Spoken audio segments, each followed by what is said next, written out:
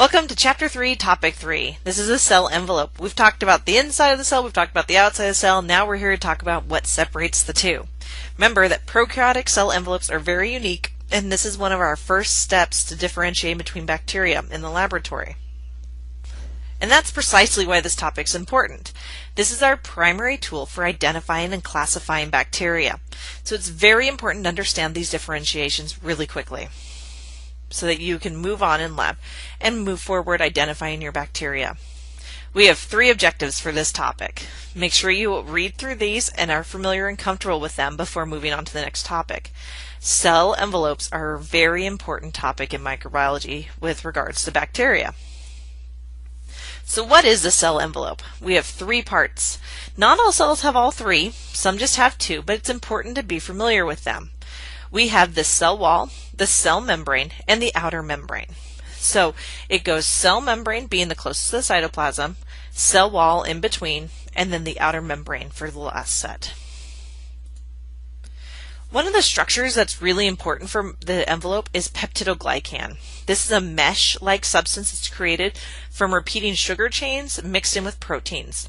It creates a really strong fiber for the outside of the cell, and what it does more than anything else is it provides strength for the cell to keep it from rupturing when it's in a really aqueous environment where otherwise the cell would rupture. So that's what's really important about it. It's kind of like plant cells, how it keeps plants from rupturing, they just stay turgid. This is the same idea with bacteria cells. So the first way we differentiate cells in the lab is gram-positive and gram-negative cells. One of the easiest way to remember these is the P&P rule. Gram-positive cells stain purple, whereas gram-negative cells stain red. So let's first look at our gram-positive structure.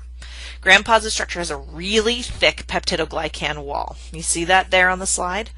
This is what takes in the dye, and we're going to talk about how that dye works on the next slide. It also has various acidic structures found within this peptidoglycan, and the acids help the cell maintain the wall.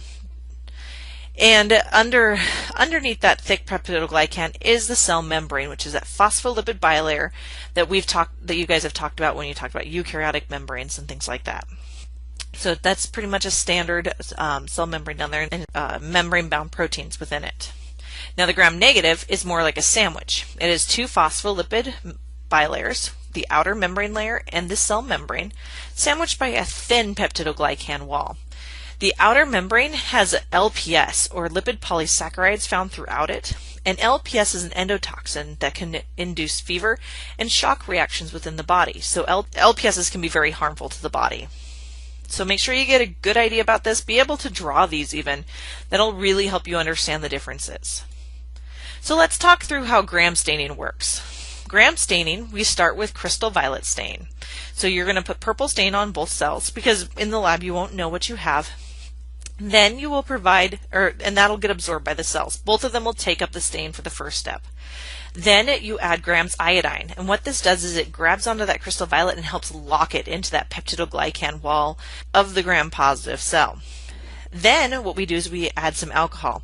The alcohol dissolves that outer membrane of the gram-negative cell, leaving the gram-positive still purple intact, but the gram-negative is now clear. So then when we add the safranin dye, the gram-negatives will take it up and appear red under the microscope, while your gram-positives will remain purple, just like we saw. Don't worry about it too much if you're feeling a little stressed about that. You're going to get a lot of practice in lab, but this just helps you understand how that stain process actually works. Now, we just talked about how there's this golden rule of gram-negative, gram-positive, they're all one or the other. Well, that's not quite the case. There are cells that don't have typical cell walls. These are Mycobacterium and Nocardium. These pathogens are responsible for some diseases such as tuberculosis or leprosy, so they're pretty nasty little guys. And they have a structure similar to the gram-positive cell wall, but they have this waxy outer layer that doesn't allow them to be stained the same way. So instead we have to use a stain nose and an acid-fast stain. I don't want you to worry about that too much right now. We're not going to do it in lab. I just want you to be familiar with the fact that there are some cells that aren't gram-positive or gram-negative. We can also manipulate the cell wall, and the bacteria can do it to themselves as well through a mutation process. By doing that, we change the way the wall is, and they become these protoplasts or spheroplasts, and they actually lose their peptidoglycan. And this allows us to do different research projects with us if we choose. And we call these the L forms when they are linked to an infection. So just be aware that we can modify these, or they can modify themselves depending on the environment. The last structure, remember, if we're going from outer membrane to cell wall, we're at the cell membrane. This is a phospholipid bilayer. It's made of two layers of phospholipids, which have a hydrophilic head and a hydrophobic tail. And what they do is they sandwich so that the hydrophobic groups are together and the hydrophilic groups on the outside. These form naturally within any kind of aqueous environment. In prokaryotic cells, this serves as the reaction for generation of ATP and respiration because they don't have the organelles that we do to do that. Just as importantly as this, it's a major place for the cell to regulate what comes in and out. This serves as a selectively permeable barrier and prevents crazy things from coming out of the cell that would also help the cells rupture. So it's really important to watch that. I've added an extra video on membranes if you really want to learn more about the structure of this cell membrane, but don't worry about it too much. Just be aware of the basics of it. And that this is the end of this topic. So let me know if you have any questions about it, and we're going to go through these in class. So that'll help you out. So let me know if you have any questions.